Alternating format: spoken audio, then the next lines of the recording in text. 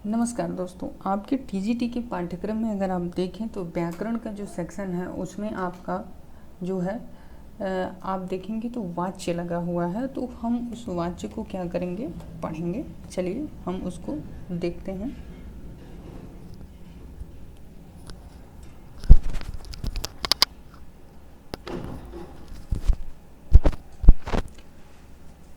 इसको जब हम देखते हैं तो आप जानते हैं कि यहाँ पर पहले क्वेश्चन से राम आम खाता है में वाच्य का कौन सा रूप है, वाच्य का कौन सा रूप है।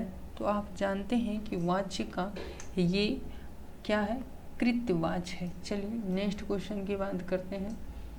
कहते हैं कि जिस वाक्य में कर्ता की प्रधानता होती है, लिंग वचन प्रायः कर्ता के अनुसार होते हैं, वे वाक्य कहलाते हैं। वे वाक्य क्या कहलाते हैं? तो आप जानते हैं कि जिस वाक्य में कर्ता की प्रधानता होती है वो कृत्यवाच्य कहलाता है। सी विकल्प आपका सही हो जाएगा। चलिए नेक्स्ट क्वेश्चन की बात करते हैं। निम्नलिखित में से कृत्यवाच्य का वाक्य बताइए। तो आप जानते हैं जो कृत्यवाच्य का वाक्य है इसमें तुलसी ने रामचरितमानस लिखी। चलिए नेक्स्ट क्वेश्चन की बात करते हैं। कहते हैं निम्नलिखित में से कौन सा कृत्यवाच्य नहीं दर्शाता है। तो आप जानते हैं जो नहीं दर्शाता वो पहला ऑप्शन विनय से चला नहीं जाता, ये कृत्यवाच्य नहीं है। चलिए नेक्स्ट क्वेश्चन की बात करते हैं। 5 नंबर क्वेश्चन की जब बात करते हैं कहते हैं आम्र खाया जाता है में कौन सा वाच्य है। तो आप जानते हैं इसमें कौन सा वाच्य है, कौन सा, तो इसमें कर्मवाच्य। ठीक, तो 5 नंबर का आपका बी सही हो जाएगा। चलिए नेक्स्ट क्वेश्चन की बात करते हैं। कहते हैं जिस वाक्य में कर्म के अनुसार क्रिया में परिवर्तन होता है उस वाक्य को कहते हैं, उस वाक्य को क्या कहते हैं। तो आप जानते हैं उस वाक्य को क्या कहते हैं, कर्मवाच्य कहते हैं। चलिए नेक्स्ट क्वेश्चन की बात करते हैं। कहते हैं कि कर्मवाच्य में प्रधान होता है, कर्मवाच्य में जो प्रधान होता है वो क्या होता है। तो आप जानते हैं कर्म प्रधान होता है, कर्मवाच्य में कर्म प्रधान होता है। चलिए नेक्स्ट क्वेश्चन की बात करते हैं। नेक्स्ट क्वेश्चन की जब बात आती है तो कहते हैं कि रमा पुस्तक पढ़ेगी को कर्मवाच्य में परिवर्तित करें, कर्मवाच्य में परिवर्तित करें। तो आप जानते हैं रमा पुस्तक जब पढ़ती है तो रमा के द्वारा पुस्तक पढ़ी जाएगी, रमा के द्वारा पुस्तक क्या है, पढ़ी जाएगी। चलिए नेक्स्ट क्वेश्चन की बात करते हैं। कहते हैं निम्नलिखित में से कौन सा वाक्य कर्मवाच्य दर्शाता है, कौन सा वाक्य जो है कर्मवाच्य दर्शाता है। तो आप जानते हैं आपका ये विकल्प हो जाएगा मजदूरों द्वारा पेड़ काटा गया।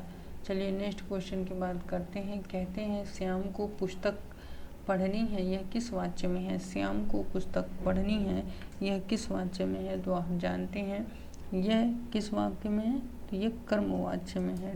आपका डी विकल्प जो है सही हो जाएगा। चलिए नेक्स्ट क्वेश्चन को बात करते हैं। निम्नलिखित में से कर्मवाच्य वाला वाक्य चुनिए, कर्मवाच्य वाला वाक्य क्या है, चुनिए। चलिए नेक्स्ट क्वेश्चन की बात करते हैं।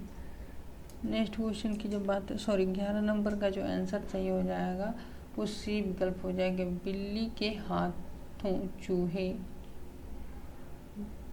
मारा गया, चूहा मारा गया, बिल्ली के हाथों चूहा मारा गया। चलिए नेक्स्ट क्वेश्चन की बात करते हैं। कहते हैं पुस्तक पढ़ी जाती है में कौन सा वाच्य है, पुस्तक पढ़ी जाती है में कौन सा वाच्य है। तो आप जानते हैं इसमें जो है कर्मवाच्य है, क्या है, कर्मवाच्य है, ये वाक्य नहीं वाच्य होगा। ठीक, चलिए नेक्स्ट क्वेश्चन की बात करते हैं।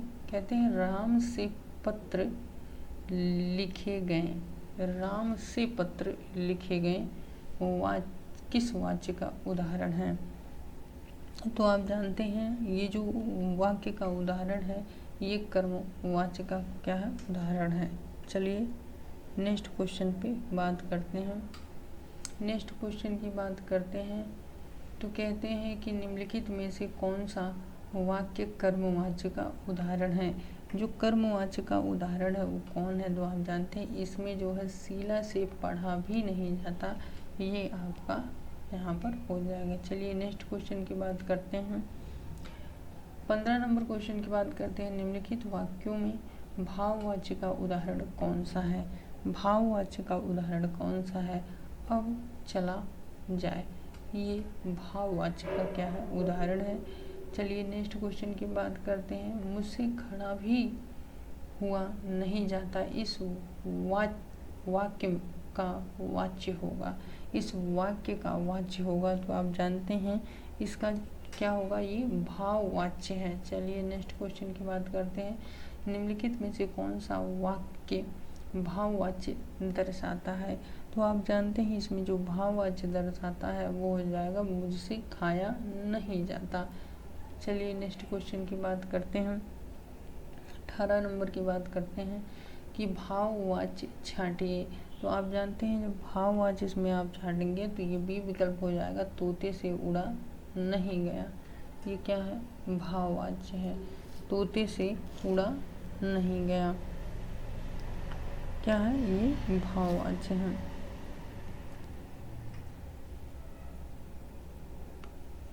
चलिए नेक्स्ट क्वेश्चन पर चलते हैं।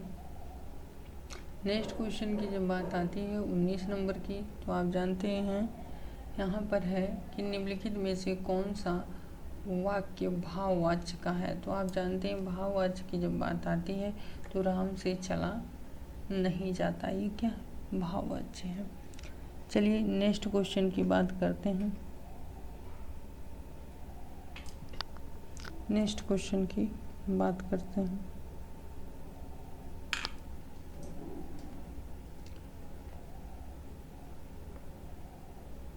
निम्नलिखित में से कौन सा भाववाच्य का उदाहरण है,